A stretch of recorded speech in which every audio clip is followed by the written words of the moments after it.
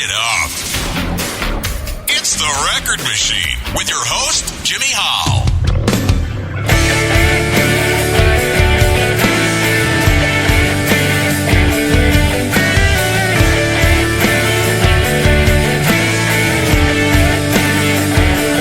Maybe you're at the end of a 50-hour work week and it's Friday night. Maybe you just turned 21 and you're having the time of your life. Maybe you're falling in love. Maybe you're breaking up. Or there's a steel guitar playing or a bass line bumping. You're grabbing a cold one. You wanna hear a song you can drink a beer to. Dance all night, cry if you want to. Remember how good it was back then. Forget while your heart is breaking. Raise your glass, tip it back. Nothing else in the world makes you feel like that. Wherever you're standing, whatever your point of view, there's something about a song you can drink a beer to.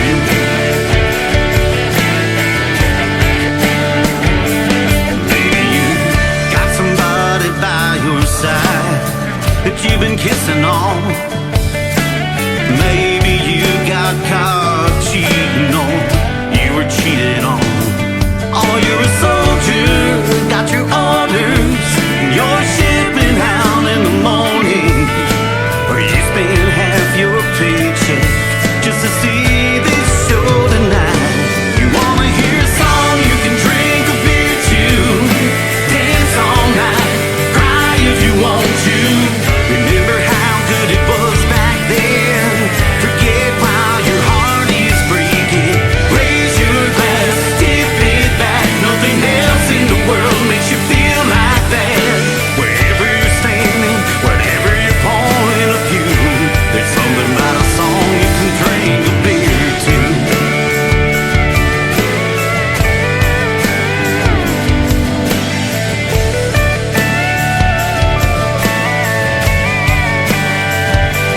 Something you can sing along to, nod your head to, shake your body to. Something you can hold on to. You wanna hear a song you can drink a beer to. Dance all night, cry if you want to. Remember how good it was back then. Forget while your heart is breaking. Raise your glass, tip it back. Nothing else in the world makes you feel like that. Wherever you're standing, whatever your point of view, there's something about a song you can drink a beer to. Yeah, there's something about a song you can drink a beer to.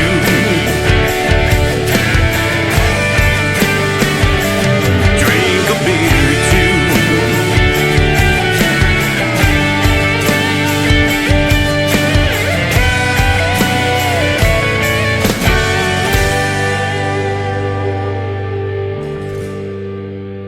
Ladies and gentlemen, please welcome country recording artist Gary Pratt to the program. How are you? I'm doing good, Gary. How are you? Awesome.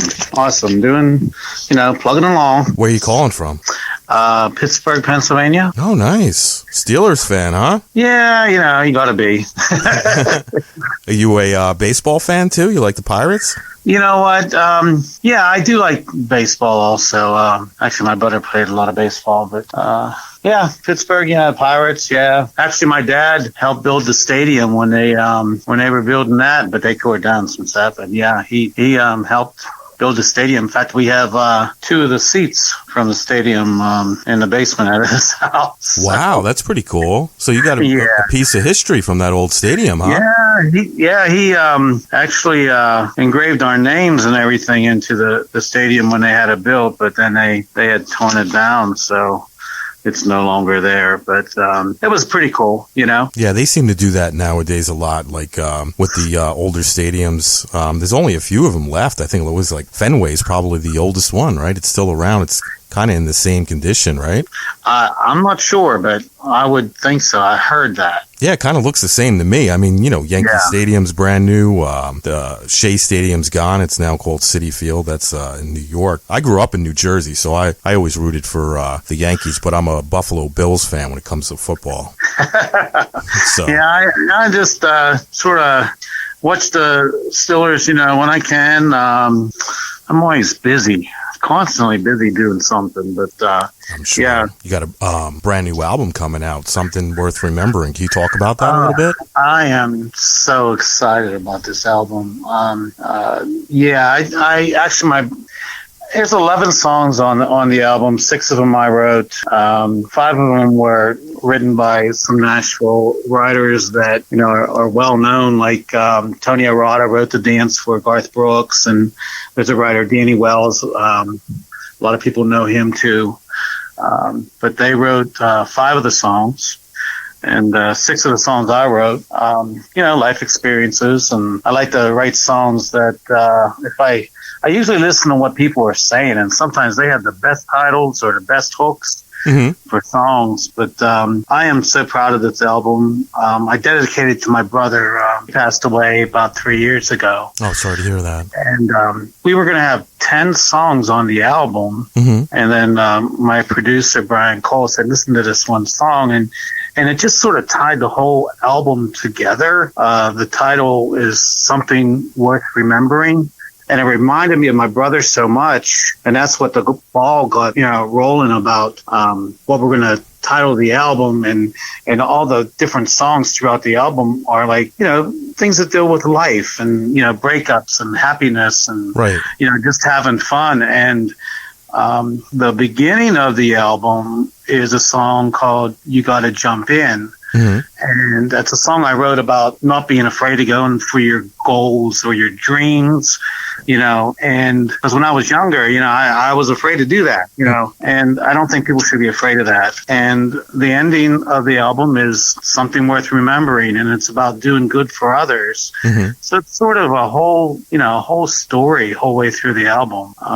But it's been a blessing to me. I just am so excited about it, like I said, and I want people to hear it, and I hope they like it. And I've been playing a couple of the songs, a few gigs that I do have, and the songs have been going over very well. So I've heard some of them. I think it's great. I love it. Thank you. What's it like? What's it like? You're welcome. What's it like working with Brian Cole? Well, I met Brian through Tonic Studios, where I recorded the album, and boy, is he a character. Oh, he is. I love him. Yeah, I've had him on. We have become pretty good friends. He lives not too far from me. And, I love the guy. I love all those guys. We just all become friends. And, Doug down at, Tonic, and we call each other if we just want to talk,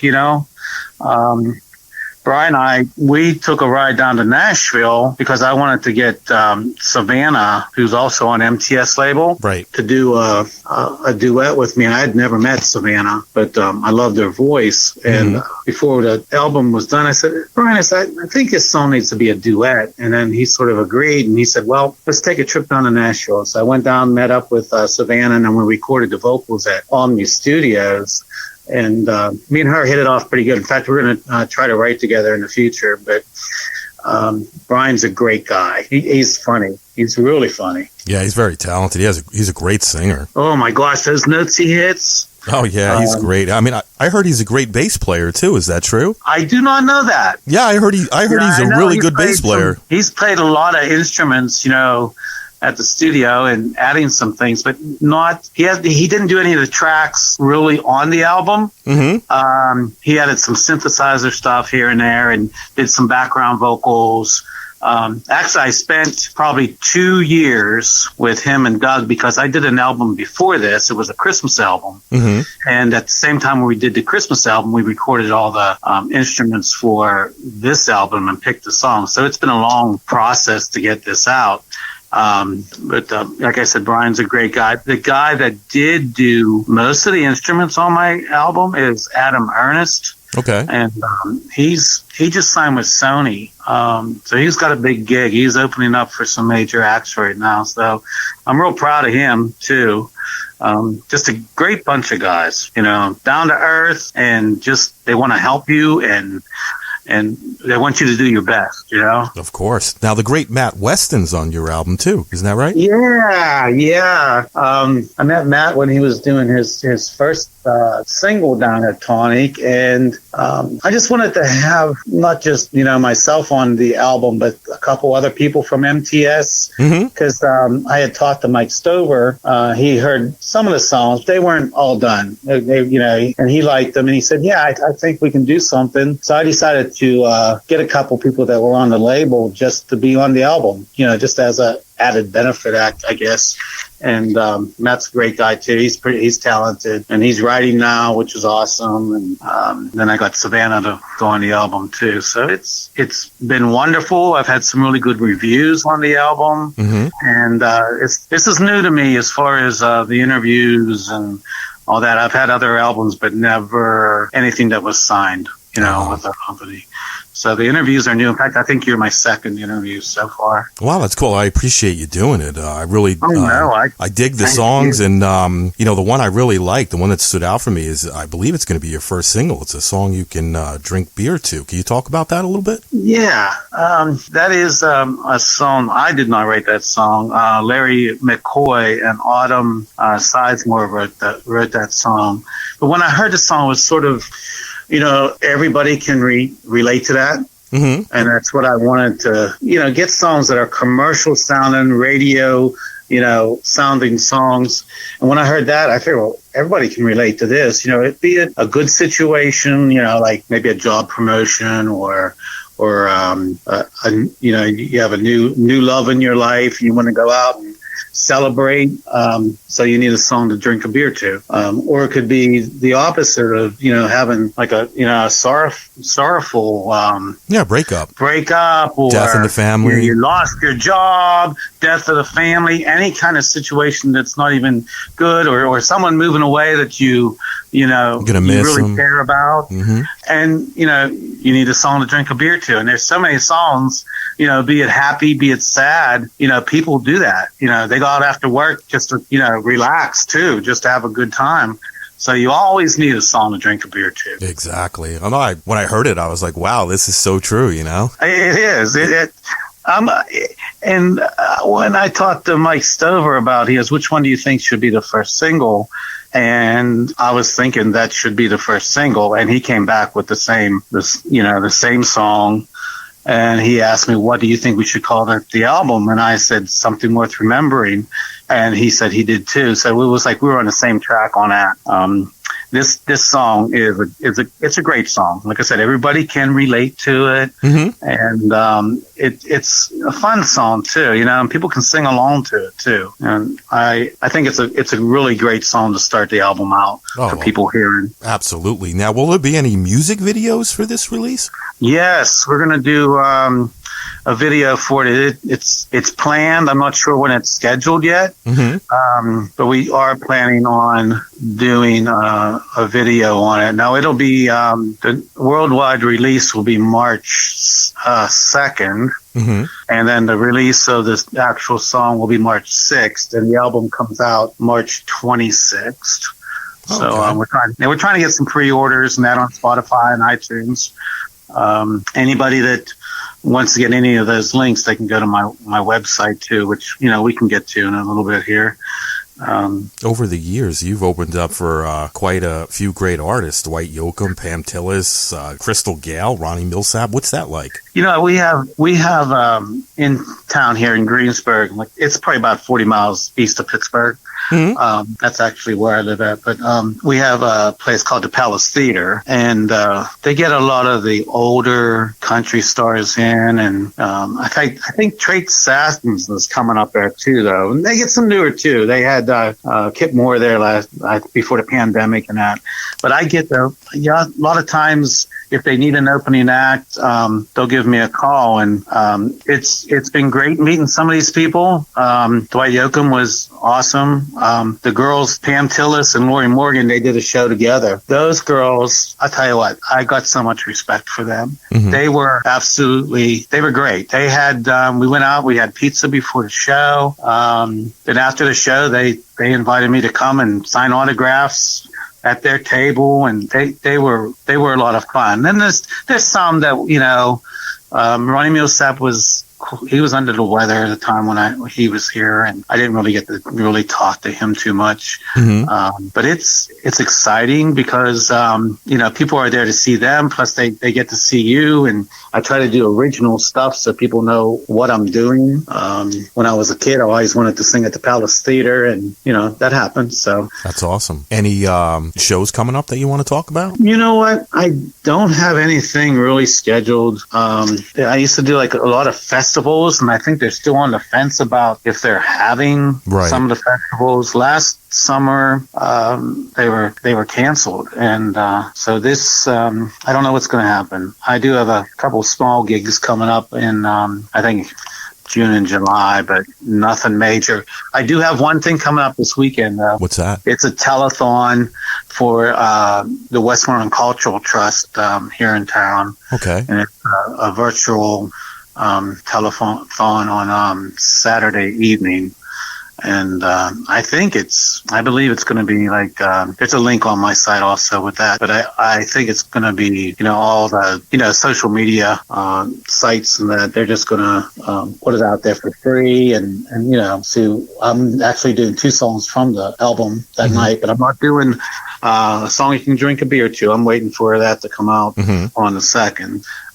So I don't know how that'll turn out. This is the first year they did a like a virtual type event. Usually it's in-house. So do you have a dream gig that you'd like to perform anywhere? If you could play anywhere, where would you want to play?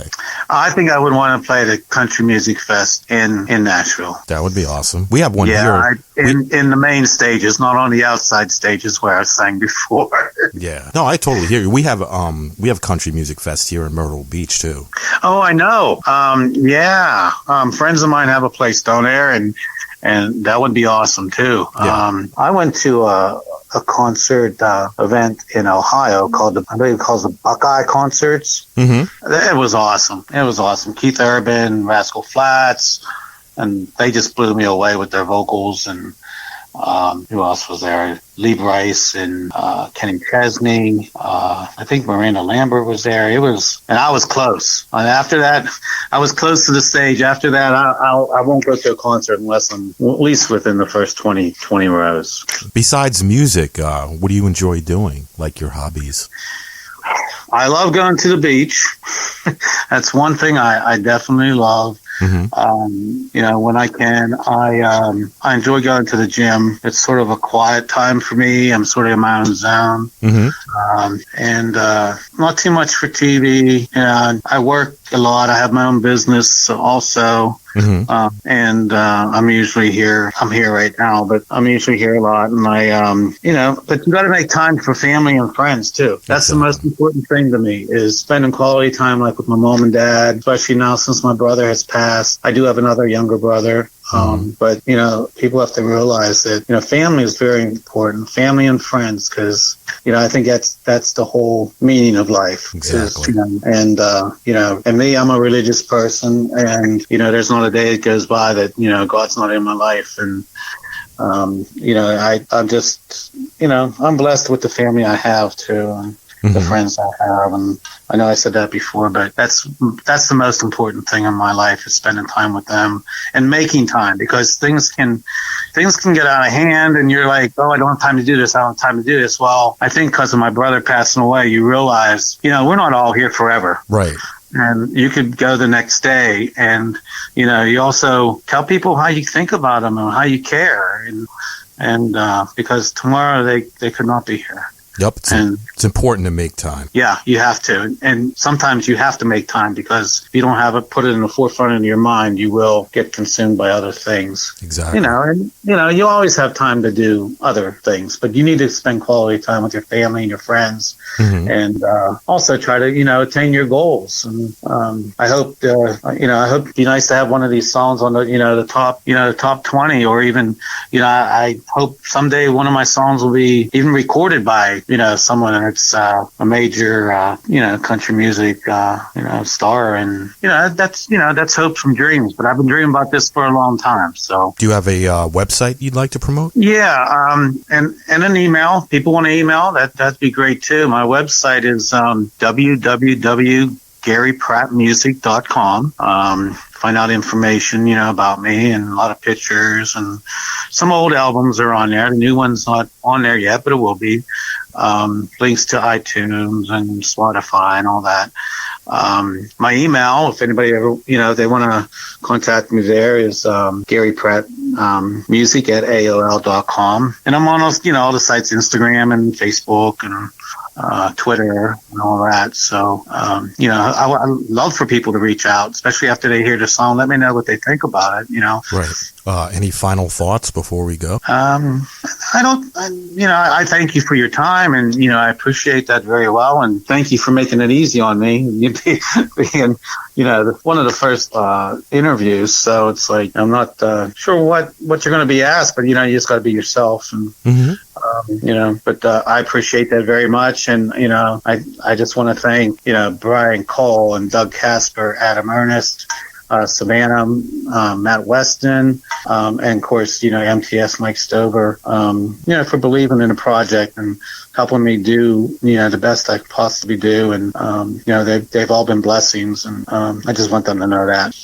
Well, Gary, I want to thank you for coming on the show. Wish you the best of luck with the album. I think it's going to do real well. Thank you. Thank you so much. You're very welcome, and you stay safe, and let's be in touch. When you get some new stuff out, definitely come back I'll be listening to your show. I was looking at it today, and I'm gonna listen to Pamela Hopkins. I think she was on your show last week. The 16th.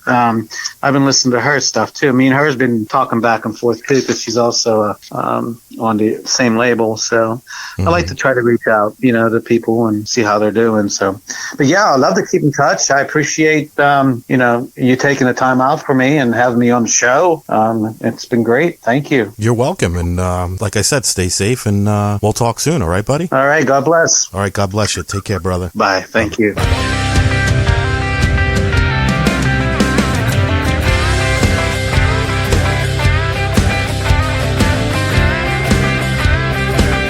I'm having one of those days when nothing's going my way.